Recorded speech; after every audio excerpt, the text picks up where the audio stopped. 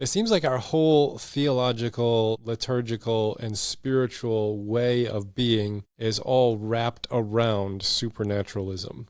From how we share our prayer requests at church to how we view God when we study. Everything, like our spirituality is wrapped around an old medieval structure. Did you do any exploration of what like a new practice of this kind of a view of God could look like in like spiritual practice? So if we look at process thinkers throughout time, for me, again, the foundation of my faith hasn't changed. The framework certainly has. And as a Christian, I would consider myself a follower of Christ, a believer in the person of Christ, the resurrection of Christ, the redemption that Christ brings. And I would consider myself to the core and the fundamentals of who I am, a Christian. Now, can there be an all-controlling, gift-giving, intervening, omnipotently God that maybe evangelicalism tends to posit? I think you tend to find process thinkers more in a mainline Christian church. But the only thing that I would like to say to that is it doesn't have to change the underpinnings of your spiritual practice. For me, it makes them richer. So when I worship at church, I am worshiping this God who is relational, this God who is interacting with me, this God who is intimately involved in every aspect of my life, redeeming me,